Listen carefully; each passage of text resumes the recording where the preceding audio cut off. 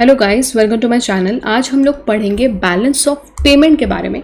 सबसे पहले डिस्कस करेंगे बैलेंस ऑफ पेमेंट क्या होता है, करंट अकाउंट क्या है, कैपिटल अकाउंट क्या है, किन तरह के ट्रांजैक्शंस को हम इन अकाउंट्स में मेंटेन करते हैं, रिकॉर्ड करते हैं, what are the current trends in the balance of payment. तो ये सब टॉपिक्स आज हम लोग डिस्कस करेंगे। ठीक है, तो चलिए शुरू करते हैं।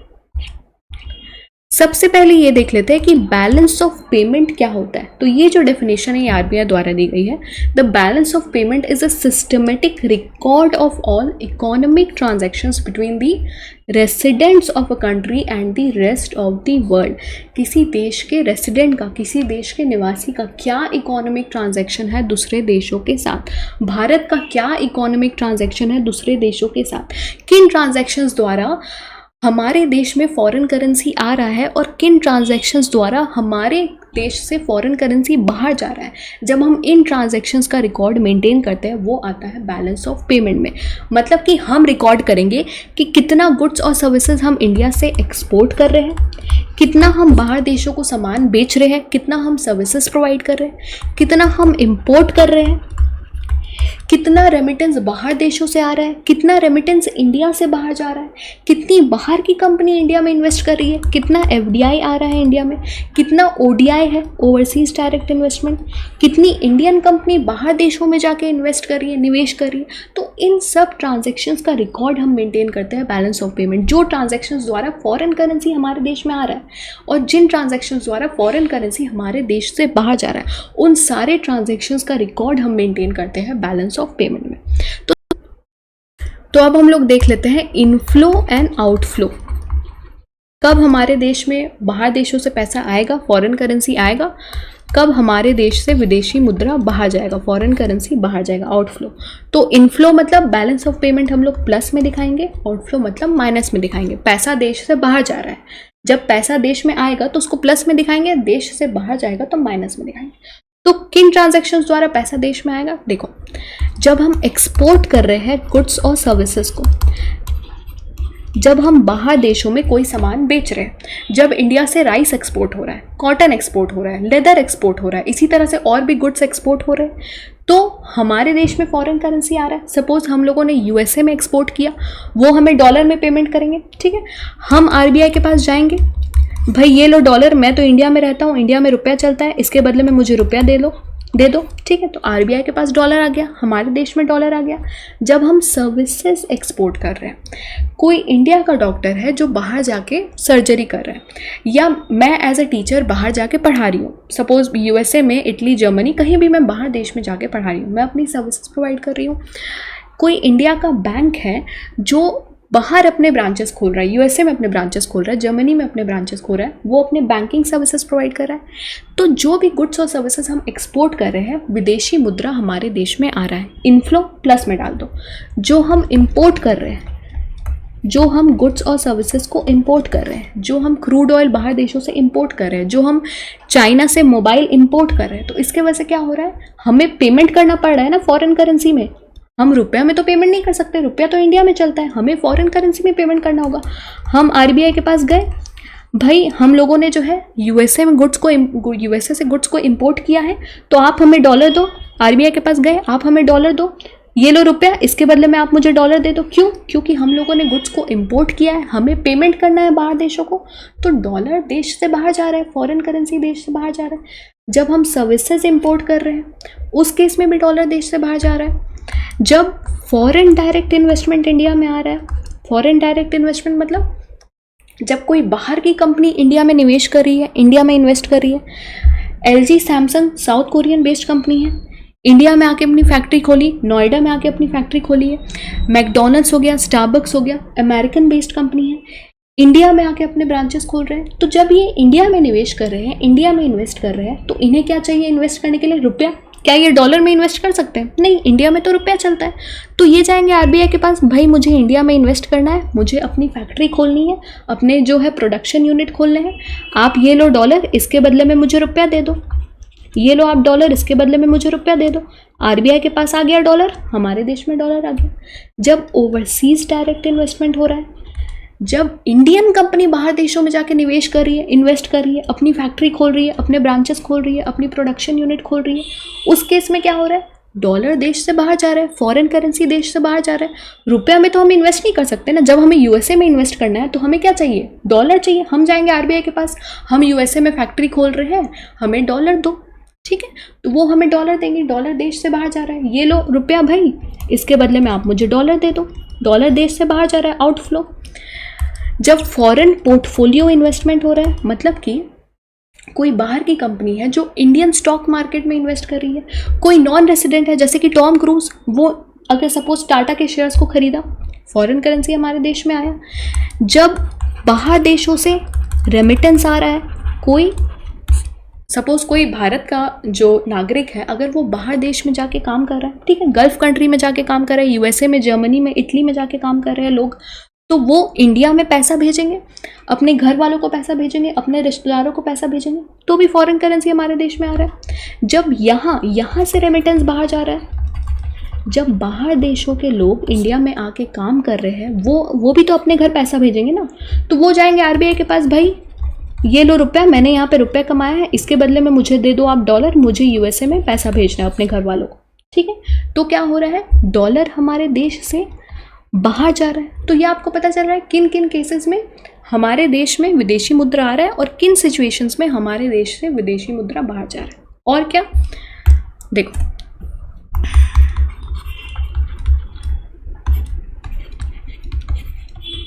जब हम बाहर देशों से लोन ले रहे हैं, ठीक है, पैंडेमिक का सिचुएशन आ गया, हमने वर्ल्ड बैंक से लोन लिया, एशियन डेवलपमेंट बैंक से लोन लिया, सपोज वर्ल्ड बैंक ने $5 बिलियन हमें लोन दे दिया, ठीक है, तो फिर से फॉरेन करेंसी हमारे देश में आ गया। जब हम बाहर देशों में लोन दे रहे हैं तो जा रहा है हमारे देश से पैसा, ठीक है।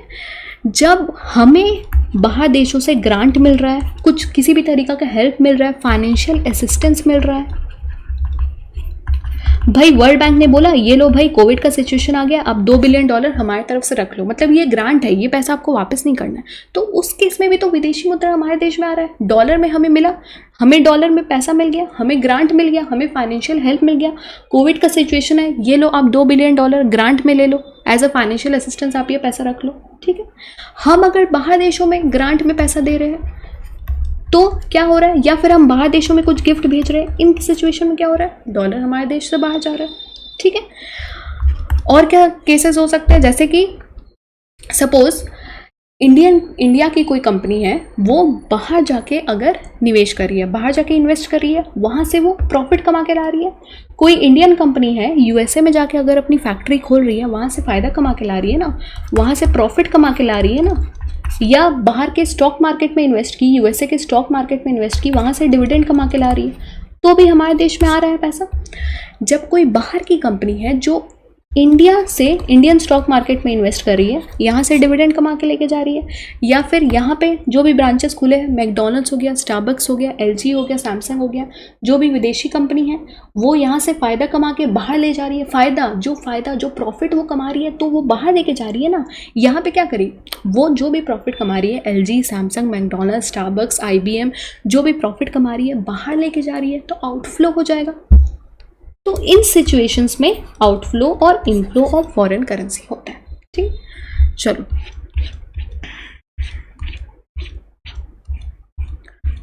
तो मैंने आपको बताया बैलेंस ऑफ पेमेंट क्या होता है। Usually government records all the transactions that arise between a country and the outside world. This record is titled as balance of payment.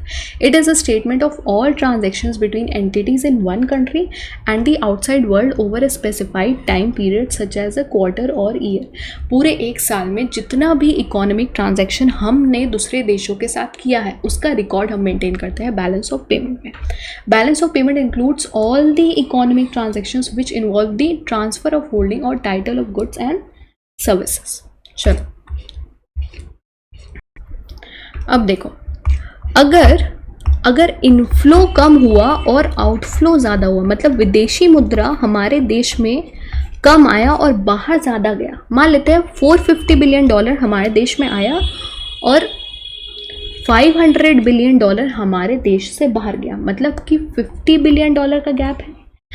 अब आरबीआई क्या करेगी, हम लोगों ने इंपोर्ट तो कर लिया अब हमें इसके लिए पेमेंट करना है, ठीक है, आउटफ्लो ज़्यादा है। तो अब आरबीआई क्या करेगी, ये $50 बिलियन की कमी हो रही है, तो आरबीआई के पास क्या ऑप्शन है, आरबीआई बाहर देशों से लोन ले सकती है या कोई इंटरनेशनल ऑर्गेनाइजेशन से लोन ले सकती है, वर्ल्ड बैंक से लोन लेगी, एशियन डेवलपमेंट बैंक से लोन लेगी, ताकि ये बैलेंस हो पाए। जो इनफ्लो है उतना ही आउटफ्लो होना चाहिए। भाई $50 बिलियन की ज़रूरत है ना, तो आरबीआई क्या करेगी, या तो आरबीआई लोन ले लेगी या आरबीआई बोलेगी ठीक है भाई हमारे पास थोड़ा बहुत फॉरेक्स रिजर्व में है, आप उससे पैसा ले लो, ये $50 बिलियन, ये ऑप्शन है आरबीआई के पास। सपोज उल्टा हो गया कि इनफ्लो ज़्यादा है, $50 बिलियन हमारे देश में आया है और $450 बिलियन जो है हमें बाहर देशों को देना है, तब तो अच्छी बात है, हमारे पास ज़्यादा विदेशी मुद्रा है, तो आरबीआई क्या करेगी, आरबीआई इसको फॉरेक्स रिजर्व में ऐड कर लेगी। ठीक है, आरबीआई के लिए तो फ़ायदा है, हमारा कंट्री का फॉरेक्स रिजर्व बढ़ जा रहा है।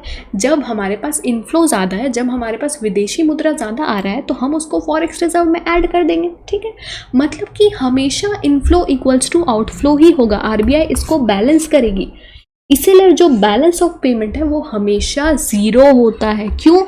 क्योंकि ये गैप जो है ये आरबीआई पूरा कर लेती है, या तो इसको फॉरेक्स रिजर्व में ऐड कर लेगी, अगर इनफ्लो ज़्यादा हुआ तो फॉरेक्स रिजर्व में ऐड कर लेगी, अगर आउटफ्लो ज़्यादा है तो बाहर देशों से लोन लेके कुछ करेगी, जैसे भी करके इसको बैलेंस आउट करना है। तो इसलिए बैलेंस ऑफ पेमेंट हमेशा ज़ीरो होता है। देखो, when all the elements are correctly included in the balance of payment, it should be zero in a perfect scenario. This means the inflows and outflows of fund should balance out. ठीक है, चलो तो अब हम लोग देखते हैं दो तरह के अकाउंट जो कि बैलेंस ऑफ पेमेंट में आते हैं। सबसे पहला करंट अकाउंट, दूसरा कैपिटल अकाउंट। ये दोनों में क्या डिफरेंस है, देखो, जब हम बात करते हैं करंट अकाउंट की, तो करंट अकाउंट में हम उन ट्रांजैक्शंस को रिकॉर्ड करते हैं जिन ट्रांजैक्शंस द्वारा हमारे देश की एसेट में, मतलब कि संपत्ति में और लाइबिलिटी में कोई इफेक्ट नहीं आएगा। कैपिटल अकाउंट में हम उन ट्रांजैक्शंस को रिकॉर्ड करेंगे जिन ट्रांजैक्शंस द्वारा एसेट और लाइबिलिटी इफेक्ट होती है। जैसे कि एग्जांपल देखते हैं, देखो, सबसे पहले हम करंट अकाउंट में रिकॉर्ड करते हैं विजिबल आइटम्स। जो भी हम सामान एक्सपोर्ट कर रहे हैं या इंपोर्ट कर रहे हैं वो हम रिकॉर्ड करते हैं करंट अकाउंट में। जब भी हम बाहर देशों से कोई भी सामान इंपोर्ट कर रहे हैं, उसके वजह से क्या हो रहा है, हम लोगों ने इंपोर्ट की, पेमेंट की, सेटलमेंट हुआ, बात खत्म। क्या इसके कारण हमारे देश की संपत्ति एसेट इफेक्ट हुआ? नहीं। क्या हमारे ऊपर कोई उधार चढ़ा? क्या हमारी लाइबिलिटी बढ़ी? नहीं, हम लोगों ने पेमेंट किया, बात खत्म। ठीक है, इसी तरीके से जब हम एक्सपोर्ट कर रहे हैं बाहर देशों को, जब हम सामान बेच रहे हैं, उसके कारण भी एसेट और लाइबिलिटी में कोई फर्क नहीं आएगा। हम लोगों ने एक्सपोर्ट किया, हमें विदेशी मुद्रा मिला, बात खत्म। कोई लाइबिलिटी, हमारे ऊपर ये उधार नहीं है, हमें ये पैसा वापस नहीं करना है, ना ही हमारे देश का एसेट कम हो रहा है, कोई इफेक्ट नहीं आ रहा है। इसी तरीके से जब हम सर्विसेज को एक्सपोर्ट कर रहे हैं बाहर देशों में, जब हम सेवाएं एक्सपोर्ट कर रहे हैं, उन सिचुएशन में भी पेमेंट हुआ, बात खत्म। मैं जो है टीचर हूँ, मैं गई बाहर पढ़ाने, पढ़ा के आ गई, मुझे पेमेंट मिल गया, बात, कोई उधारी तो नहीं है, मुझे ये पैसा वापस तो नहीं करना है ना। क्या मेरी प्रॉपर्टी कम हुई? क्या एसेट पे कुछ इफेक्ट आया? नहीं। ठीक है, कोई डॉक्टर है वो बाहर जाके सर्जरी करके आ गया, नहीं, कोई एसेट इफेक्ट हुआ? उसकी कोई संपत्ति कम हुई? नहीं, उसके एसेट भी इफेक्ट नहीं हुआ, उसके लाइबिलिटी भी इफेक्ट नहीं हुआ। क्या उसके ऊपर कोई उधार है? उसको पेमेंट मिल गया, क्या उसको ये पैसा वापस करना है? नहीं। तो इन ट्रांजैक्शंस को हम रिकॉर्ड कर रहे हैं, एसेट और लाइबिलिटी पे कोई फर्क नहीं आएगा। तो सबसे पहले क्या रिकॉर्ड करेंगे? Export and import of goods in current account. दूसरा, export and import of services, जो हम सेवाएं एक्सपोर्ट कर रहे हैं या इंपोर्ट कर रहे हैं वो भी करंट अकाउंट में आएगा। तीसरा क्या है? इनकम्स। इनकम मतलब कि देखो, प्रॉफिट, सबसे पहला है प्रॉफिट। हम जो है बाहर देशों में जाके इन्वेस्ट कर रहे हैं, कोई इंडियन कंपनी है बाहर देशों में जाके अपनी फैक्ट्री खोल रही है, अपनी प्रोडक्शन यूनिट खोल रही है, अपनी ब्रांचेस खोल रही है, तो बाहर से फायदा कमा के ला रही है, तो वो भी आप रिकॉर्ड करोगे। प्रॉफिट, जो प्रॉफिट कमा के ला रही है वो भी आप रिकॉर्ड करोगे। या फिर जो बाहर की कंपनी है, बाहर की कोई कंपनी है, स्टारबक्स है, मैकडोनल्ड्स है, सैमसंग है, एलजी है, इंडिया में आके अपनी फैक्ट्री खोले, अपने ब्रांचेस खोले, यहाँ से प्रॉफिट कमाए, प्रॉफिट कमा के बाहर ले जा रहे हैं, उसको भी आप करंट अकाउंट में रिकॉर्ड करके। मतलब जो कंपनी प्रॉफिट कमा रही है, चाहे वो इंडियन कंपनी बाहर जाके कमाए या बाहर की कंपनी इंडिया में आके कमाए, ठीक है, तो दोनों ही केस में एसेट और लाइबिलिटी पे कोई फर्क नहीं आ रहा है, ना हमारे ऊपर उधार चढ़ रहा है, ना हमारी एसेट कम हो रही है, उसको भी आप लोगे करंट अकाउंट में। इंटरेस्ट, सपोज हमने अगर बाहर देशों में लोन दिया, बाहर किसी को लोन दिया, फॉरेन कंट्री में हम लोगों ने लोन दिया, तो हमें इंटरेस्ट मिल रहा है, वो भी करंट अकाउंट में आएगा। या हमने लोन लिया, हम इंटरेस्ट पे कर रहे हैं बाहर देशों को, वो भी आ जाएगा करंट अकाउंट में। जो डिविडेंड हम कमा रहे हैं, कोई जो सपोज कोई इंडियन कंपनी है, अगर Indian company foreign stock market में इन्वेस्ट कर रही है, सपोज टाटा ने अगर फेसबुक के शेयर्स को खरीदा तो वो डिविडेंड कमा के ला रही है। या कोई बाहर की कंपनी है जो इंडियन स्टॉक मार्केट में इन्वेस्ट कर रही है, वो भी यहाँ से डिविडेंड कमा के ले जा रही है, उसको भी आप ले लो करंट अकाउंट में। ठीक। ट्रांसफर, जो रेमिटेंस, जो बाहर देशों से रेमिटेंस हमारी कंट्री में आ रहा है या हमारी कंट्री से बाहर देशों में जा रहा है, रिकॉर्ड कर लो। डोनेशन, वर्ल्ड बैंक ने हमें $10 बिलियन दे दिया, या इंडिया ने यूएसए को $5 बिलियन दे दिया एज डोनेशन, गिफ्ट के तौर पे कुछ दे दिया, तो ये जो ट्रांसफर पेमेंट है इसको भी आप करंट अकाउंट में रिकॉर्ड करोगे। ये सब ट्रांजेक्शन्स द्वारा हमारे एसेट पे, हमारे लाइबिलिटी पे कोई फर्क नहीं पड़ रहा है, तुरंत सेटलमेंट हो रहा है, तुरंत पेमेंट हो रहा है, हमारे ऊपर कोई फ्यूचर कोई उधार नहीं चढ़ रहा है। जो बाहर देशों से हम प्रॉफिट कमा के ला रहे हैं हमें वापस नहीं करना है, या वो जो प्रॉफिट कमा के ले जा रही है उनको वापस नहीं करना है। जो रेमिटेंस बाहर देश से यहाँ आ रहा है, क्या ये वापस करना है? नहीं, कोई चीज़ लाइबिलिटी नहीं है, कोई हमारे ऊपर उधार नहीं चढ़ रहा है, हमारी संपत्ति, हमारे देश का ओनरशिप, एसेट कम नहीं हो रहा है। इन ट्रांजेक्शन्स को आप लोगे करंट अकाउंट। तो देखो, तो किन ट्रांजेक्शन्स को हम करंट अकाउंट में रिकॉर्ड करेंगे? विजिबल आइटम, जो हम एक्सपोर्ट और इंपोर्ट कर रहे हैं सामान को, गुड्स को। इनविजिबल आइटम, जो हम सर्विसेज एक्सपोर्ट और इंपोर्ट कर रहे हैं। यूनिलैटरल ट्रांसफर, जो गिफ्ट, डोनेशन, ग्रांट बाहर देशों से इंडिया में आ रहा है या इंडिया से बाहर देशों में जा रहा है। कैपिटल ट्रांसफर, जो इंटरेस्ट, डिविडेंड, प्रॉफिट इंडिया बाहर से कमा के ला रही है या इंडिया से बाहर देशों में जा रहा है। इन सब ट्रांजेक्शन्स को आप करंट अकाउंट में रिकॉर्ड करो। ठीक है, अब हम देखते हैं कैपिटल अकाउंट के बारे में। देखो, कैपिटल अकाउंट में क्या ट्रांजैक्शन रिकॉर्ड किया जाएगा। मान लेते हैं मेरी एक कंपनी है इंडिया में, आशी pen limited.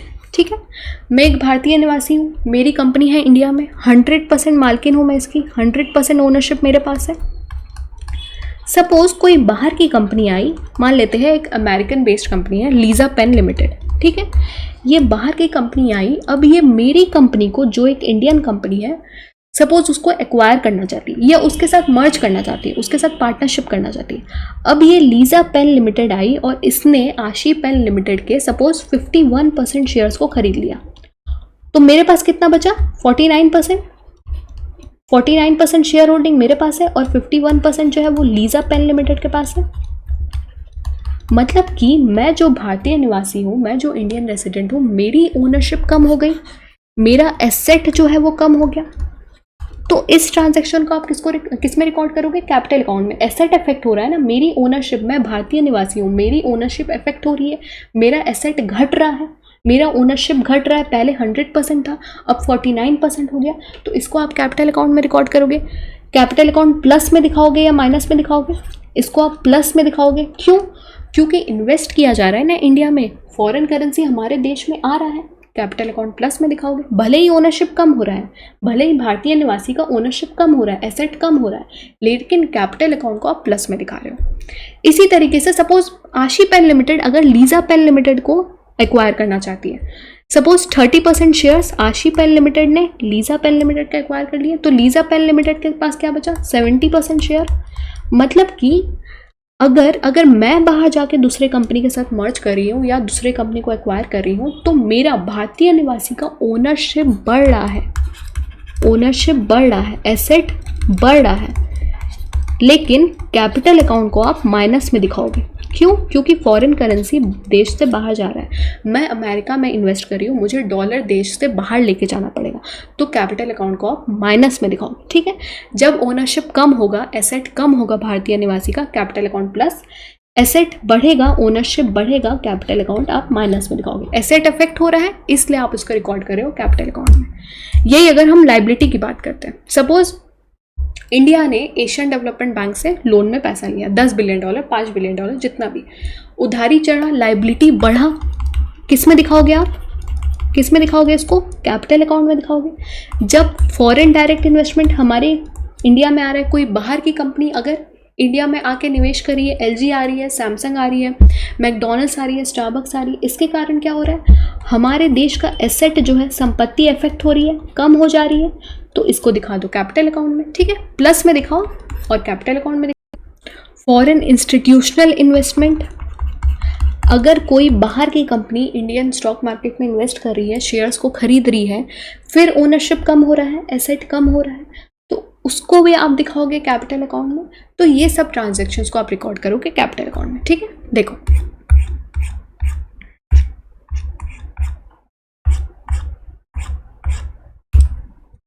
FDI, FII, government external commercial borrowing. अगर आप बाहर देश से लोन ले रहे हो, उधार चढ़ रहा है, लाइबिलिटी बढ़ रहा है, तो दिखा दो कैपिटल अकाउंट में। FDI, FII द्वारा क्या हो रहा है, हमारा ओनरशिप इफेक्ट हो रहा है, या तो एसेट बढ़ रहा है या घट रहा है, कैपिटल अकाउंट में दिखा दो। NRI द्वारा जो भी पैसा डिपॉजिट किया गया है, इसको भी कैपिटल अकाउंट में दिखाओगे। क्यों? क्योंकि लाइबिलिटी बढ़ रहा है। डिपॉजिट क्या होता है, बैंक के लिए लाइबिलिटी होता है, ये पैसा वापस करना है बैंक को, लाइबिलिटी बढ़ रहा है, तो आप इसको कैपिटल अकाउंट में दिखाओ। मतलब जिन भी ट्रांजैक्शंस द्वारा एसेट और लाइबिलिटी इफेक्ट हो रहा है हमारे देश का, वो सब ट्रांजैक्शन को आप कैपिटल अकाउंट में दिखाओ। चलो, करंट अकाउंट मैंने आपको बता दिया। कैपिटल देखो, current account export and import of goods, visible trade, merchandise transaction, जो भी गुड्स हम एक्सपोर्ट इंपोर्ट कर रहे हैं, export and import of invisible item, जो services, unilateral transfer, gift, donation, grant, ये सब किस में आ जाएगा, करंट अकाउंट में आ जाएगा। जो रेंट, प्रॉफिट, इंटरेस्ट है, वो भी करंट अकाउंट में आ जाएगा। तो करंट अकाउंट में क्या क्या आ रहा है, export and import of goods and services, gift, donation, grant, जो भी यूनिलैटरल ट्रांसफर है वो, और रेंट, इंटरेस्ट और प्रॉफिट, ये सब आ जा रहा है करंट अकाउंट में। कैपिटल अकाउंट देखो, it comprises all the transactions which has a direct और indirect impact on the asset and liabilities of the country or the government with regard to the outside world। जिन transactions द्वारा asset और liability impact हो रहा है, effect हो रहा है, उसको आप रिकॉर्ड कर रहे हो कैपिटल अकाउंट में। तो borrowings and lendings to and from abroad, जो लोन हम बाहर देशों से ले रहे हैं या बाहर देशों को दे रहे हैं। इन्वेस्टमेंट, जो FDI हमारे देश में जो आ रहा है, या हमारे देश से बाहर जो इन्वेस्टमेंट हो रहा है, ODI, ओवरसीज डायरेक्ट इन्वेस्टमेंट, तो इन ट्रांजैक्शंस को हम कैपिटल अकाउंट में रिकॉर्ड करते हैं। Foreign direct investment, foreign portfolio investment, ठीक है। NRI deposit. So that's it for today. If you like this video, please do subscribe to my channel and I'll see you in the next session. Till then, take care and bye bye.